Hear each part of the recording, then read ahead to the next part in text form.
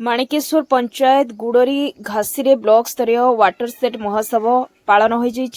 विभाग तरफ चाषी मानक विभिन्न योजन कार्यकारी यार सफलता प्रचार प्रसार और सचेतनता उद्देश्य आयोजित एक कार्यक्रम में अतिथि भाव सांसद प्रतिनिधि संतोष लेंका, जिला जल विभाजिका प्रकल्प निर्देशक चिंतामणि जेना,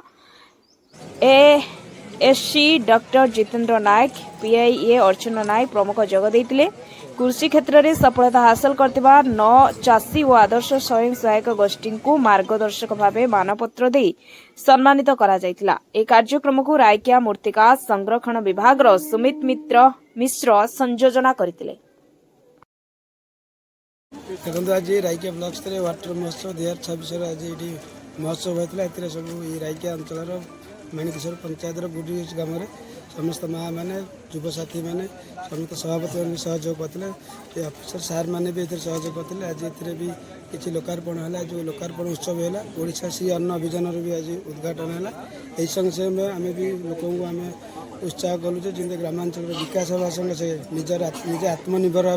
तथा अंचल विकास हो अवेयरनेस कलु। आगामी दिन में ओडिशा सरकार जो लक्ष्य अच्छी 2036 सुधा जो विकसित ओडिशा हम 2047 सुधा माननीय प्रधानमंत्री यशस्वी प्रधानमंत्री जो कहते यशस्वी प्रधानमंत्री जो देते आह्वान विकसित भारत होगा तापर अवेयरनेस करागला। तत्संग से आम अंचल कोई नाटक जमी एनआरजी एमजीएनआर चेंज हो बीबीजी रामजी जो कराला से नाटक माध्यम समस्त आम अवेयरनेस कर ब्लॉक स्तरीय आमर वाटर सेट महोत्सव आज पालन करा यहाँ गोटे बहुत सुंदर अभियान आईटारे जो आमर पीडी सार जमी कहले जो आमर यूनिट गुड़ाक लोकार्पण कराला मेन आमर हॉर्टिकल्चर डिपार्टमेंट तरफ मुझे कहबी जो गुड़िक से लोकार्पण कले तार आइकट एरिया आम केमी डेवलपमेंट करी आमर प्लांटेशन कहतु आमर हाइब्रिड भेजिटेबल कहतु आमर राइकिया बीन कहतु मशरूम कल्टिवेशन कहतु जो जिनिस तार पाखापाखि एरिया गुड़ाक आम फोकस करवा सो दैट धीरे धीरे सेटा को स्प्रेड हम। यहाँ हूँ आमर आज जो अभियान जो महोत्सव पालन करा थ्रू आउट द ईयर एटा ऊपर आम फोकस करी आम केमी आमर कंधमाल डिस्ट्रिक्ट को आगे नवा एटा ही होची आमर हॉर्टिकल्चर डिपार्टमेंट तरफ मोर एटा